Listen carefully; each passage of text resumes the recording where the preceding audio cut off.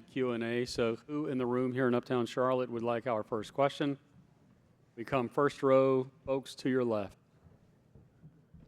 Dan Tortora, wakeupcalldt.com. Coach, just what you can say about, going through this transfer portal and the ability to play right away, as well as NIL and dealing with the season as interesting as it was last year. There's been a lot of challenges for head coaches and how you've navigated through that.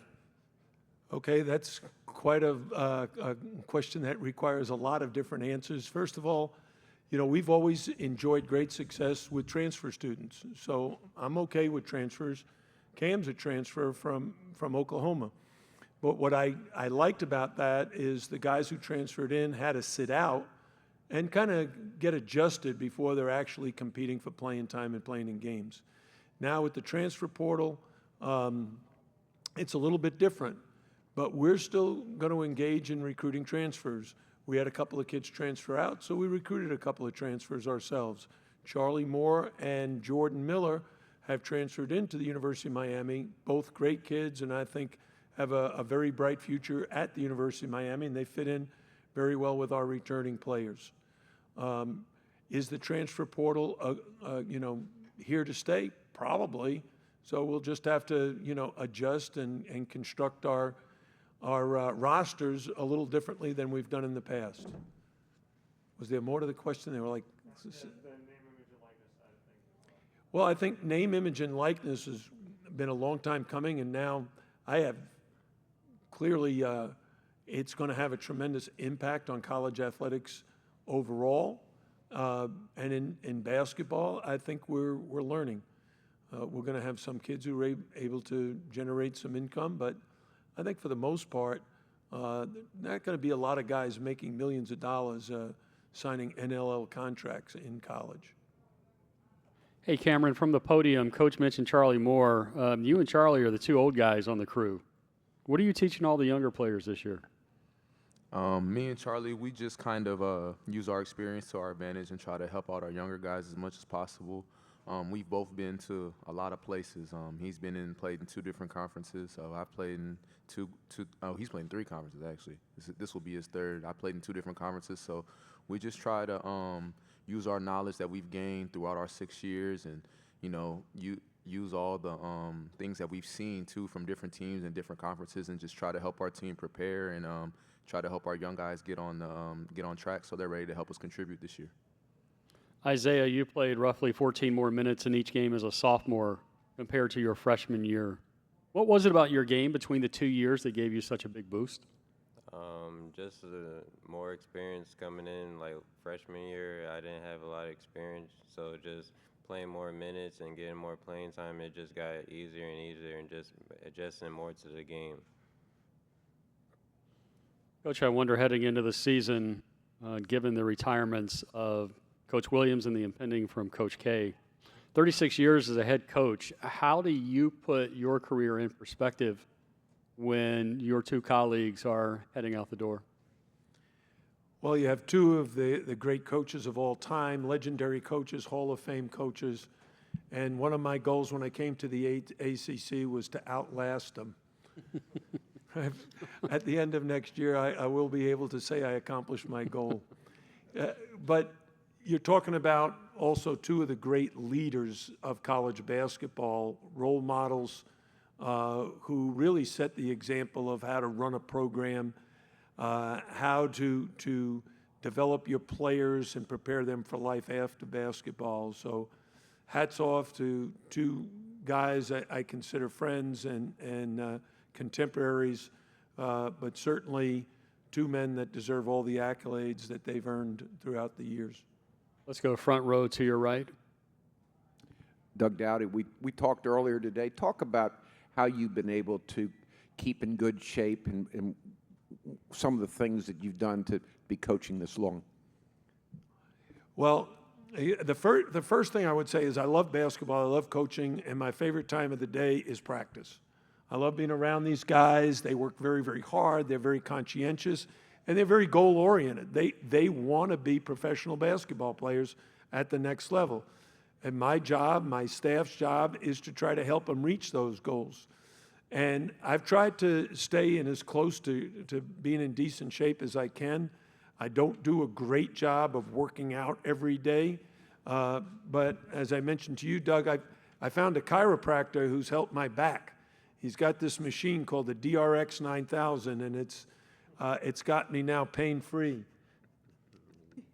These guys are laughing, but they know I'm bouncing around in practice a little bit more lively than I did the last several years. So, but I don't play tennis anymore. I don't play any other sports or anything like that. But the last time I was challenged to a free throw contest by one of our players, I did win. So it's just fun being around the guys. I mean, they're young. They've got lots of energy. I try to follow them on social media. And they're really good people. You know, one of the things about coaching is if you're around guys who are high maintenance guys who drive you crazy and makes coaching no fun, you really don't enjoy it. It's no fun. But these guys are a lot of fun to be around. And the only thing is I really want to help them be successful, especially this year after, you know, what happened last year with COVID being such a challenge. But we stayed COVID-free from we started testing July 20th until the end of the season. We did not have a single player test positive. So I'm really proud of the guys for following all the protocols, wearing their masks, social distancing, washing their hands.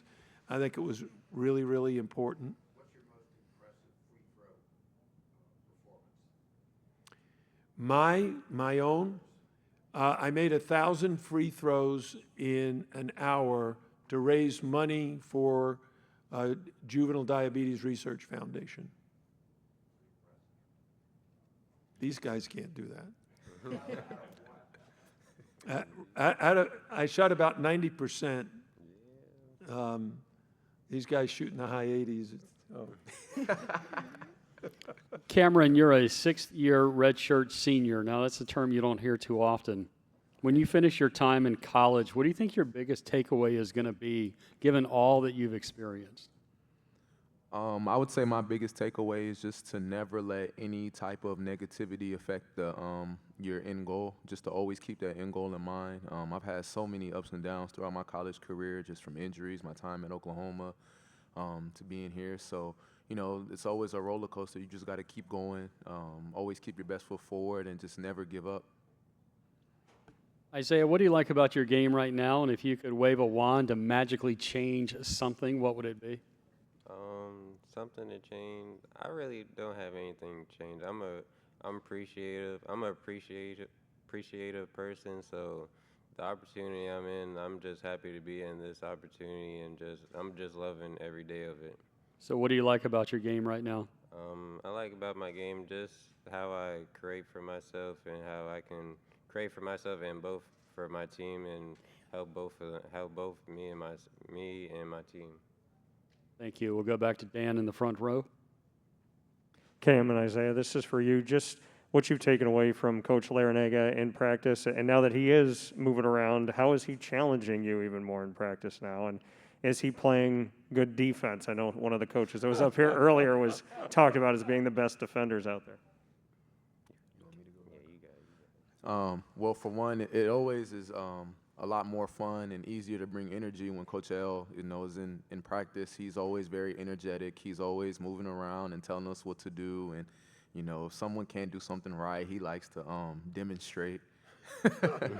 So it always helps you, and it's always good when you have a coach that's very encouraging and has energy, and we just feed off of it. And, you know, he comes in every day, and you could never tell that he's either tired. You can never tell that he doesn't like coaching. He loves it. He brings all the energy he can, and we just feed off of it, like I said earlier.